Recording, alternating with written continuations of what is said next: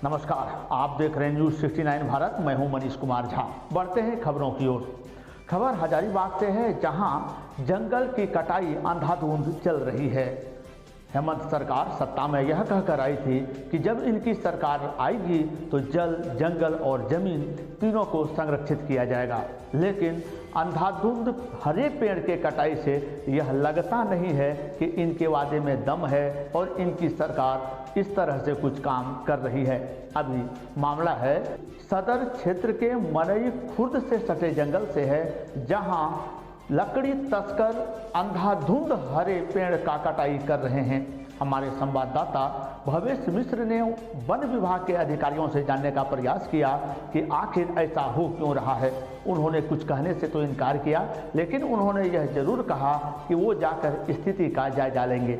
अब देखने वाली बात होगी कि ऐसे में कब तक इसका संज्ञान लिया जाएगा और हरे पेड़ को कटने से रोका जाएगा, क्योंकि कोरोना काल में भी आपने देखा होगा कि हम सभी ऑक्सीजन की किल्लत से गुजर रहे थे। कितनों की जान ऑक्सीजन की कमी से चली गई। यदि हम हरे पेड़ को अभी सुरक्षित नहीं रखेंगे, आने वाले समय में हम कितने ऑक्सीजन प्लांट लगा पाएंगे, यह एक भविष्य के लिए प्रश्न रहेगा। क्या कुछ हुआ वहां, देखिए हमारे संवाददाता भवेश मिश्रा के द्वारा भेजी गई इस रिपोर्ट में। झारखंड जैसा नाम से विदित है झारी का खंड, इसे पहले वन अंचल के नाम से भी जाना जाता था। बिहार से अलग 15 अगस्त 2000 में होते ही यहाँ की जनता फूले नहीं समा रही थी। भला ऐसा हो भी क्यों नहीं। खनिज संपदा, पेड़ पौधे आदि से धनी राज्य बना झारखंड।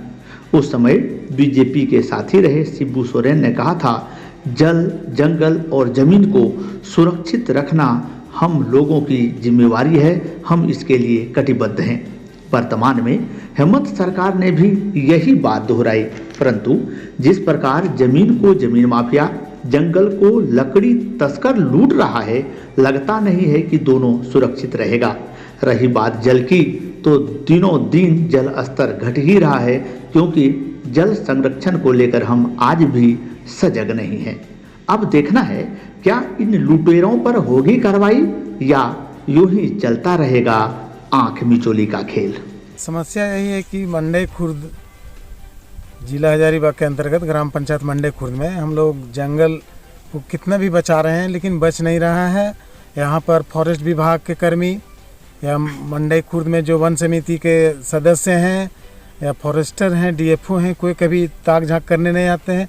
यहाँ पर हज़ारों एकड़ में पेड़ लगा लेते हैं, कम से कम 500 एकड़ के लगभग, लेकिन यहाँ पर है सो उसको देख रेख नहीं किए, लगा के चल गए। दोबारा इसमें न खाद बीज, न उसको पानी सिंचाई, कुछ नहीं हो सका, जिसको जानवर बकरी पूरा नोच के खा गया। उसके बाद कुछ बचा तो पब्लिक सब भी काट काट के अपना घर में यूज़ कर रहा है, और इसमें जंगल की ओर से, प्रशासन की ओर से कोई सुध लेने तक नहीं आते हैं।